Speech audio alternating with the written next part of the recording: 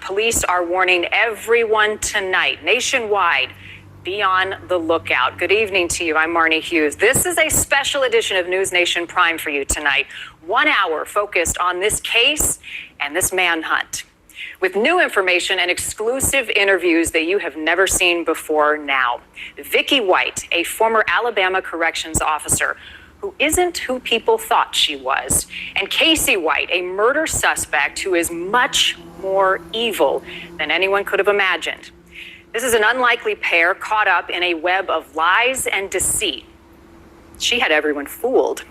He has nothing to lose. It has been 7 days since she broke him out of jail in Alabama, and they could be anywhere.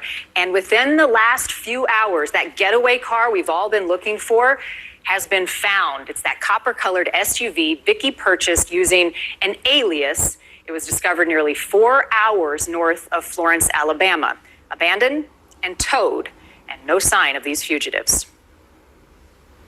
My gut is telling me that they're obviously on the run, and that they're probably right now. I think the fact that they abandoned this car so quick and where they abandoned it, I think it threw them a curve. I don't think they planned for that. They could be anywhere right now, and until they are caught, no one is safe. I want to bring in senior national correspondent Brian Endon. He is joining us live tonight from Florence, Alabama. Brian, now that the getaway car has been found, police are starting back at square one, essentially. The sheriff seems to think that dumping that car was not part of their plan. Yeah, Marnie, the sheriff believes that car actually broke down. It was found in a rural part of Tennessee, but the sheriff says it was not necessarily hidden, which makes him think that they had some kind of maintenance problem with it. What's interesting is they did appear to try to spray paint the car to change the color of it. But what's so frustrating right now for law enforcement, Marnie, is that car was actually discovered a week ago in Tennessee. Someone spotted it, thought it was odd that it was abandoned. It was towed to a tow yard, but it was not until today that the law enforcement officials in Tennessee contacted the sheriff's office here in Alabama and said, wait a minute, we think this is their car. So it basically gave Vicky and Casey 1 week to run, and no one even knew they weren't in the car anymore. Brian, you've been on the ground there for about 24 hours, digging, talking to people who knew both Vicky and also Casey. And I mean, this tangled web that they created and have everybody duped for the last couple of years has gotten more and more bizarre. The more hours that pass by and the more time they're out there, the bigger the risk is. So you've been following the breadcrumbs. And as I said to you last night, there are a lot. There are a lot. This is definitely a community and a region on edge right now. Everyone knew this couple. People especially knew Vicky White because she was from this town. She worked at the jail for almost 2 decades, and people are still trying to mentally process how all of this could have happened. Almost no one could have suspected that Vicky White, the longtime assistant director of corrections in Lauderdale County, Alabama, had such a secret dark side. What is Vicky like? Solid was my word for her. So when this happened, it was such a shock. But she was not a big talker, is not a big talker, but got things done. Lauderdale County District Attorney Chris Connolly has worked with Vicky for 16 years. It's like the stages of grief.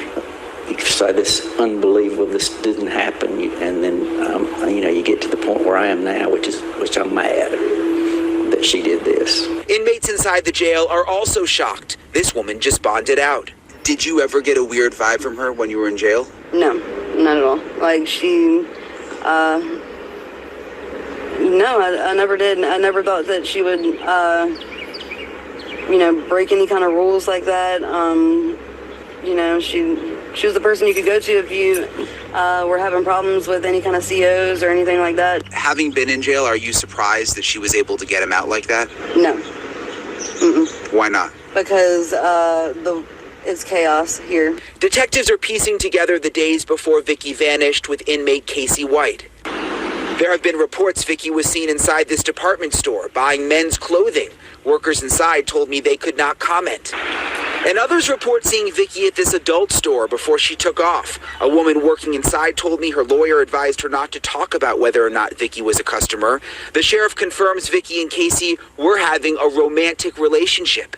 Vicky lived in this house 18 miles from the Lauderdale County Jail, but sold the house days before she disappeared with Casey for $90,000, well under market value. Is that all money that she would have? Like, is it cash? Is it... My understanding is that, yes, that she got that money out of the bank. I mean, In cash? And, and I saw where her mother said she was also a frugal person, so she likely had a pretty sporty amount of money on top of that. Vicky was divorced but still lived with her ex until he passed away in January from Parkinson's. They had no kids, and the sheriff wonders if she was grief-stricken. They've been divorced for several years, but I think they were still on speaking terms. And I've wondered if that might have had something to do with this or not. Vicky's mom, Pat, lives right next door to the house Vicky lived in. She did not want to go on camera, but told me this is not the daughter she knew, and that all of this has come as a total shock. But there are some people who knew Vicky who are not as surprised. Right now we're going to meet up with one man who worked with Vicky at the jail. Nobody is surprised. Nobody from there that has worked with her in the past is surprised. Vicky was Tyson Johnson's boss for 7 years at the jail before he says he was wrongfully terminated. He says she is smart and calculated and has a dark side. Where do you think she is right now? That's a good question. That is a very good question. Honestly, I don't think she'll be found. She is calculated enough that she has thought this entire thing out. She definitely outsmarted the sheriff. She outsmarted the administrator of the jail. The U.S. Marshals released these photos showing Casey White's tattoos and also what Vicky might look like with brown hair. And also, Vicky used the tanning bed a lot and laid out in the sun. And Vicky may have been 57 years old, but she looked 75. The photos that they're releasing of her, there's a filter. They're all bright on the face because it's not showing the true her. A lot of people, former employees that have called me, it's like, if Vicky dyed her hair gray and put on some old lady clothes and glasses, she could walk right by you and you would never know it. How long will Vicky and Casey avoid capture? Their getaway car now found, but law enforcement admits the fugitives have been one step ahead of them and could be anywhere. I think that her knowledge of corrections and her knowledge of the procedures that we use here in the sheriff's office on transport most definitely played to her advantage.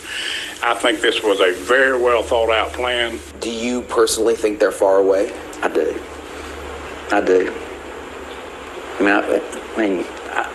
I can't see her as smart as she is holed up somewhere around here, but who knows? Obviously, I didn't know her as well as I thought I did.